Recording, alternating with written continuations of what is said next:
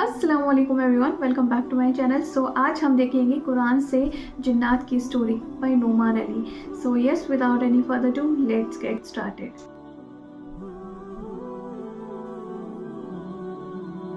आप लोगों को जिन स्टोरीज पसंद है? बहुत यही ज़्यादा। मसला है इस कौम का।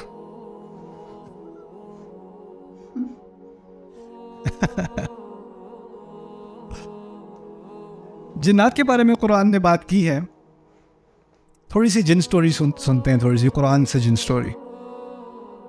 अल्लाह ताला ने जब कुरान के नाजिल करने का फ़ैसला किया, 7वें आसमान से ऊपर कुरान नाजिल होना शुरू हुआ, उसके बारे में थोड़ा तदब्बर करते हैं इसके बारे में।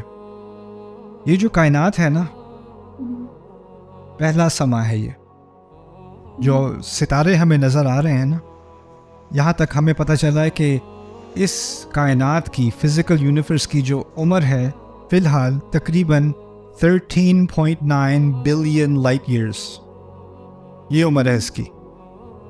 यानी आप जब आसमान में सितारे देखते हो तो वो जो रोशनी आप देख रहे हो ना सितारे की, उसको 13.9 बिलियन साल लगे हैं आपकी आंख तक पहुंचने में। 14 बिलियन साल उसको लगे हैं। सुभान अल्लाह। आपको पता है रोशनी की स्पीड, उसकी रफ्तार क्या है, लेकिन उस रफ्तार के बावजूद वो इतना सफ़र करके आपकी आंख तक पहुंची है। शायद आपको अंदाज़ा हो ना हो, जब आप सूरज की रोशनी को देखते हो तो वो रोशनी आपकी आंख तक पहुंचने में उसको 8 मिनट लगते हैं। आप सूरज को नहीं देख रहे, आप सूरज को जो जैसे वो 8 मिनट पहले था वो देख रहे हो असल में, क्योंकि उसकी रोशनी को यहाँ तक आंख तक पहुँचने में 8 मिनट लग जाते हैं। तो आप अंदाज़ा करें सितारे कितने अरबों के ऊपर वो सितारे आपकी आंख तक पहुँच रहे हैं। ठीक है, तो आप तारीख़ को देख रहे हो। जब आप किसी सितारे को देख रहे हो ना, तो एक बहुत कदीम तारीख़ की तरफ आपकी नज़र जा रही है। अल्लाह ताला ने फरमा दिया, वलक़द ज़य्यना अस्समाअ दुनिया बिमसाबिहा। हमने सबसे निचला आसमान, कितने आसमान हैं? 7। अल्लाह कहते हैं सबसे निचला आसमान मैंने सितारों से मुज़य्यन किया। यानी जहाँ तक इंसान को सितारों का इल्म है, वो कौन सा आसमान है?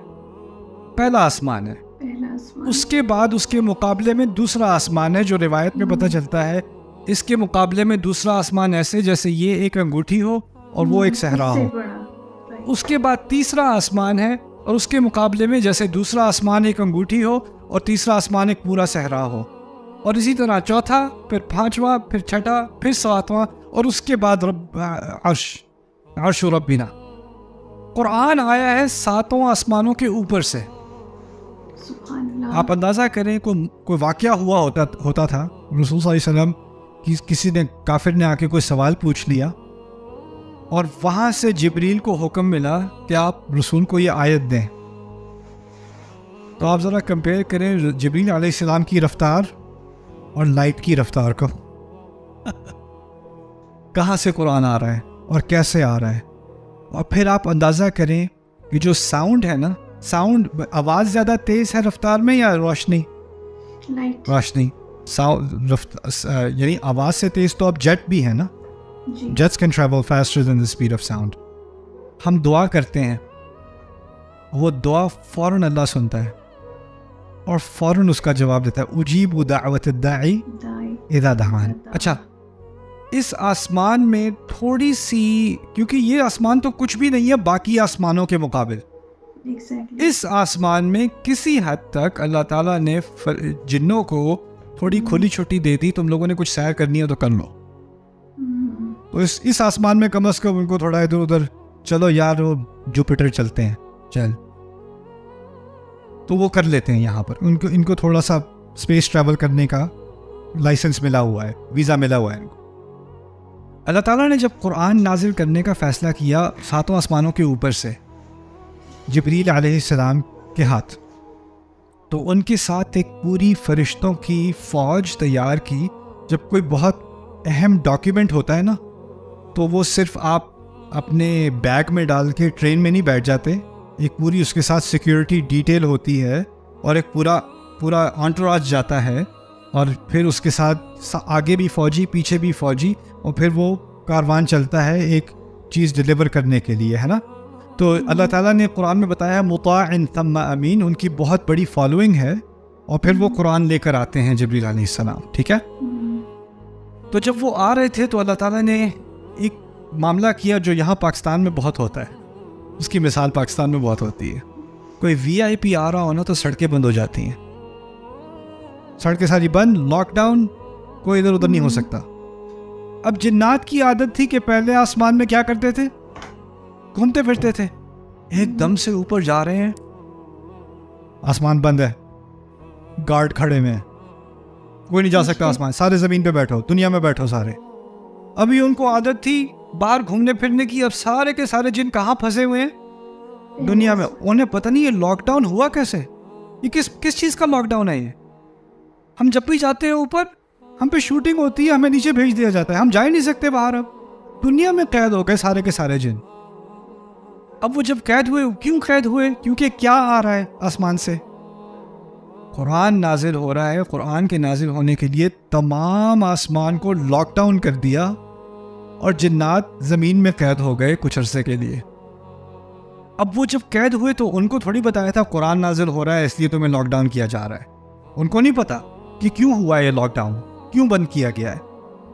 تو جب یہ لاک ڈاؤن ہوا تو انہیں پتا تھا یہاں کچھ ہونے والا ہے بھائی، یہاں کچھ تو ہونے والا ہے. یہاں پہ ہمیں پتہ نہیں کیا ہونے والا ہے، لیکن کچھ تو ہونے والا ہے. تو اس پر انہوں نے تبصرہ کیا، نہ جانے. کہتے ہیں وَأَنَّا لَا نَدْرِي، اور ہمیں کچھ علم نہیں تھا، کچھ کلو نہیں تھا ہمیں. أَشَرٌ أُرِيدَ بِمَنْ فِي الْأَرْضِ أَمْ أَرَادَ بِهِمْ رَبُّهُمْ رَشَدًا، کیا کوئی شر یعنی کوئی بہت بڑا نقصان، کوئی بہت خراب کام ہونے والا تھا، جو خراب کام کی نیت تھی اہل زمین کے لیے، یا ان کا رب ان کے لیے کوئی ہدایت چاہ رہا تھا؟ ہمیں نہیں پتا تھا کہ ان میں سے کیا، یا تو کوئی ہدایت آنے والی ہے، یا اس دنیا کو برباد کیا جانے والا کوئی بہت بڑا شر اس طرف آ رہا ہے. ہمیں نہیں پتا تھا. یہ تعبیر ہے اشر ارید بمن فی الارض ام اراد بہم ربہم رشدا. اب غور سے سنو اور آپ مجھے بتانا، اگر میں کہوں خرابی کا ارادہ کیا گیا، خرابی کا ارادہ کیا گیا، اور پھر میں کہوں اللہ نے اچھائی کا ارادہ کیا، پہلی تعبیر کیا کہی تھی میں نے؟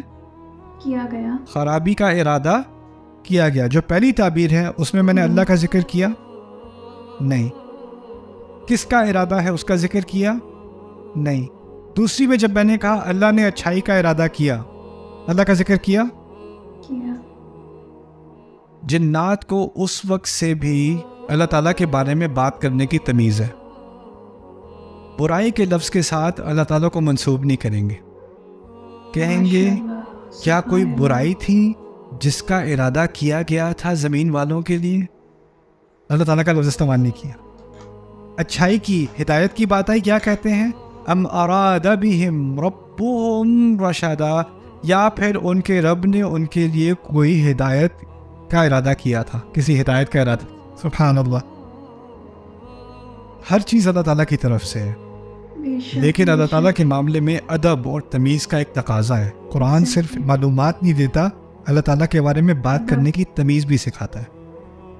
فلسفی جو ہے نا، وہ خدا کے بارے میں جیسے چاہے بات کرے. کیا خدا کوئی ایسا پتھر اٹھا سکتا ہے جو کسی نہ اٹھانے کے لیے ناممکن ہو، یا کوئی ایسا پتھر بنا سکتا ہے جس کو وہ کبھی نہ اٹھا سکے؟ اس طرح کی باتیں وہ بکواس کرتے ہیں اللہ تعالیٰ کے بارے میں. کیوں؟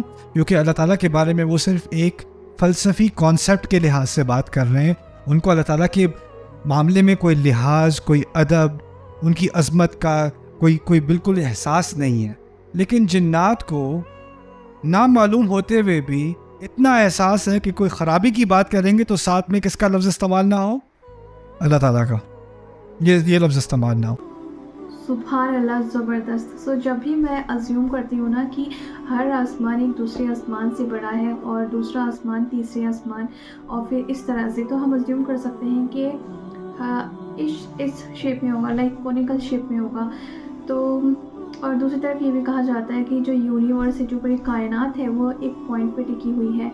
تو مطلب بہت حیرت انگیز اللہ سبحانہ تعالیٰ نے کیسے اس پوری کائنات کو ڈیزائن کیا ہے.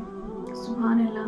और वी ऑल नो दैट कि जितनी भी आसमानी किताब नाजिल हुई हैं तो वो जो जिब्राइल अलैहिस्सलाम वही लेके आते थे, एंड जिब्राइल अलैहिस्सलाम इज़ द ओनली एंजल जिनका थ्रोन अल्लाह सुब्हानहू तआला के थ्रोन के नीचे है, सुभान अल्लाह।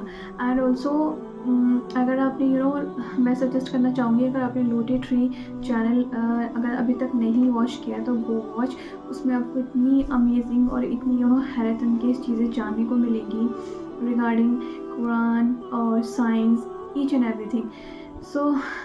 सो बेशक सारी तारीफ़ें अल्लाह सुब्हानहू तआला को ही ज़ेब देती हैं। और जैसे आपने बयान क्लास में भी सुना है कि जो वो जिन हैं वो भी इतने एहतराम और अदब से अल्लाह के बारे में ज़िक्र करते हैं और कुछ भी ख़राब वर्ड नहीं यूज़ करते हैं और ना ही तोहमत करते हैं।